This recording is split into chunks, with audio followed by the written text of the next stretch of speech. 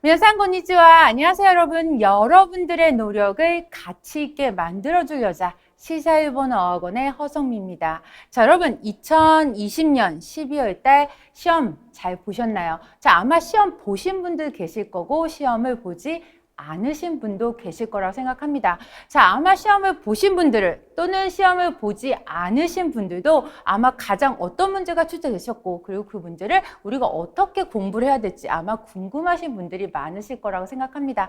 자, 그래서 그런 분들을 위해서 2020년 12월 달 N1 내용이 어떤 문제가 나왔었고, 그리고 어떻게 달랐었고, 앞으로 어떤 공부를 해야 될지, 자, 그런 강의를 조금 준비를 해왔습니다.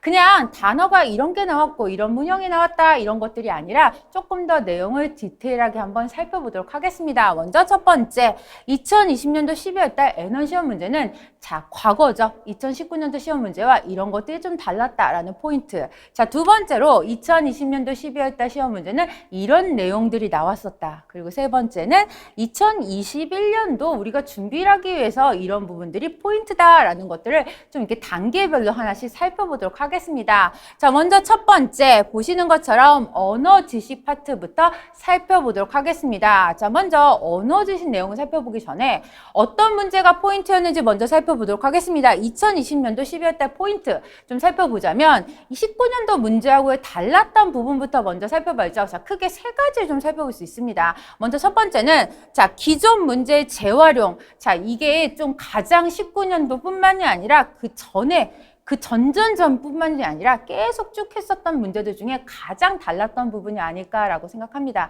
특히 N1의 경우는요. 그 전까지는 그냥 단어 하나, 문장 하나였다면 N1 같은 경우는 특히 2010년도 12월 달이죠. 바로 2010년도 12월 달 주장이해의 문제가 그냥 통째로 그대로 똑같이 나왔었어요. 그래서 아마 2010년도, 20년도 12월 달 시험을 보셨던 분들 또는 내가 그 기출문제를 어디선가 구해서 한번 본 적이 있다라고 하신 분들이 계셨다면 내가 이 문제 어디서 봤을 텐데 라고 하는 분들도 아마 계셨을 거예요. 저도 문제를 보고 좀 깜짝 놀랐습니다. 너무 똑같은 문제가 그대로 나와서 그래서 그냥 지문이 똑같이 나왔다, 문제가 똑같이 나왔다가 아니라 한 번도 지금까지 독해 문제를 그대로 똑같이 낸 적이 한 번도 지금까지 없었거든요. 근데 이번에 똑같이 나와서 이 재활용이라는 단어가 정말 딱 삑다리로 딱 맞는 그런 해가 아니었을까라고 생각합니다. 자, 두 번째는 레벨의 폭이 정말 넓어진 게 바로 N1.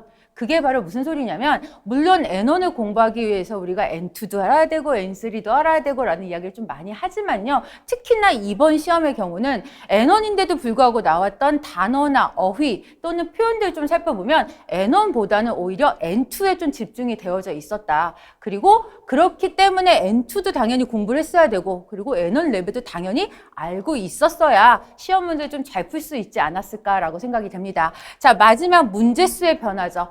자, N2 아마 공부하셨던 분들 또는 N2 영상도 아마 보셨던 분들은 이거 똑같다나 라고 생각하실 수도 있어요. 맞아요. 청해 파트는요. 똑같이 문제수가 변화가 좀 있었습니다. 근데 가장 큰 N1의 문제수의 변화는 바로 독해 파트의 문제수의 변화입니다. 근데 이 부분에 있어서는 좀 간단하게 설명을 드리면 독해 파트에서요. 어디선가 문제수가 하나가 줄었어요. 근데 이게 너무 재밌는 게 자, 주장 이해는 항상 문제수가 4개였다가 주장에서 문제가 하나가 줄기 때문에 항상 3개입니다. 또는 장문 독해는 문제수가 원래 4개지만 여기서 하나가 줄어서 문제수가 3개입니다. 라고 제가 단정을 해서 말씀을 드릴 수가 없는 게 왜 그러냐면 바로 2019년도에는요. 바로 주장 이해에서 문제수가 하나가 줄어서 주장 이해가 문제수가 3개가 나왔습니다. 그래서 자, 여러분 주장 이해가 문제수가 3개가 나올 수 있어요. 긴장하세요 라고 설명을 했더니 오히려 이번 시험에는 바로 장문 독해가 아니라 바로 우리가 알고 있는 중문 독해 중에서 마지막 중문 독해가 문제수가 2개가 나와버린 거죠. 그래서 이게 어디선가 문제수가 하나가 계속 줄고 있는데 이게 정확하게 어떤 파트인지가 명확하지 않기 때문에 여러분들이 기억을 하셔야 될 건 주장 이해가 될 수도 있고 장문 독해가 될 수도 있고 우리가 알고 있는 중문 독해가 될 수도 있고 어디선가 문제수가 하나 부족한 문제가 생길 수 있다는 것만 머릿속에 인지를 하고 있어야 된다는 것만 정확하게 알고 있어야 되겠죠. 그래서 N1의 경우는 독해 파트에서 어디선가 문제수가 하나가 빠진다라는 것만 머릿속에 기억을 하고 계셔야 됩니다. 그래서 시험지가 잘못 나와 있는 게 아니라 문제수가 하나가 비는 문제인가 어느 파트인가 있다라는 것만 기억을 하고 계셔야 되겠죠. 자, 그러면 어떤 단어들 어떤 문제가 나왔었는지 자 하나씩 살펴봅시다. 언어 지식 파트부터 볼게요. 자, 한자 읽기죠. 자, 칸쇼, 네바르, 은하가스, 소치 그리고 싱코. 자, 보시는 것처럼 단어 자체도 그렇게 어렵지 않았지만 가장 큰 포인트는 어디에 있었냐? 바로 이 싱코라는 단어였는데 왜냐면 우리가 바로 이 전 시험이죠. 바로 이 전 시험 2018년도 단어 시험 문제 뭘 외웠었냐면 바로 코흥이라는 단어를 외웠었죠. 그래서 우리가 알고 있는 흥분이라는 단어를 외우면서 흥자가 코라고 읽을 때가 있고 쿄라고 읽을 때가 있다라고 외우면서 바로 그거에 관련된 한자들을 좀 머릿속에 암기를 했었습니다. 그러면서 이런 식으로 단어를 좀 계속 확장을 했었는데 그 단어들이 또다시 나왔다는 거죠. 그 네바르 같은 경우는 여기서는 네바르라는 단어가 나왔지만 이전에는 바로 우리가 있는 네바리즈요이가 유의표현에 나왔었고요. 또 그전에는 네바루 그리고 또 우리가 알고 있는 참다 견디다라는 단어로 연결해서 나온다던가 이런 식으로 계속 단어들이 계속 확장해서 다른 어휘들 다른 표현에서 나왔었기 때문에 아마 단어만 딱 봤을 때 그냥 새로운 단어가 아니라 아마 기존에 우리가 봤던 단어들이 되게 똑같이 또 나왔다라고 생각하시는 분들이 아마 되게 많았을 겁니다. 그래서 여러분들이 공부하실 때 그냥 단어를 외우는 것이 아니라 이 단어가 아니라 이 단어를 갖고 다음 단어를 확장해서 외워야 된다는 거 기억을 좀 하고 계셔야 되겠죠.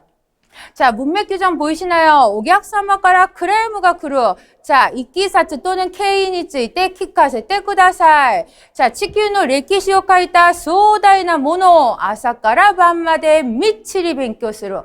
호치사레타 고미노 택교. 자, 카이사이가 아야무 말에 때 있다. 하얗고 아소빈이 있겠다. 그때 으즈즈 시테이로. 너무 재밌는 건 아야무 말에 때 이루는 자 2019년도 나왔던 문제가 그대로 또다시 출제된 문제죠. 그리고 보시는 것처럼 수오다이나 같은 경우도 이전 시험 문제 유의 표현에서 나왔던 것 또는 문맥 규정에서 나왔던 문제가 또다시 그대로 출제된 문제. 아마 여기서 보셨던 것 중에서 새롭게 출제된 단어라는 건 딱 하나 정도예요. 바로 미치리 같은 것만 좀 새롭게 출제된 부사. 근데 미치리가 새롭게 출제된 건 맞지만 지금 계속 새롭게 출제되는 것 중에 추세가 바로 부사 부분이죠. 부사 부분은 지금까지 나왔던 부사들 중에 딱 하나만 새롭게 출제되는 대사가 통 하고 던져놓고 나머지가 다 오답이기 때문에 오답은 우리가 다 알고 있는 오답들이죠. 그렇기 때문에 오답을 잘 지우면 나머지 한 단어가 모르는 단어 또는 처음 보는 단어라도 그 답을 정확하게 답을 찾을 수 있다는 거 좀 팁으로 갖고 계셔야 되겠죠. 그래서 단어들 좀 살펴보시고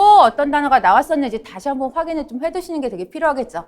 자, 유의 표현 또는 이이카이라고 표현을 하죠. 단어들 보시면 자 그렇게 어렵거나 쉬운 단어 또는 보시는 것처럼 카네간에도 이전 시험 문제 나왔던 단어, 토멘도 한 번 나왔던 단어죠.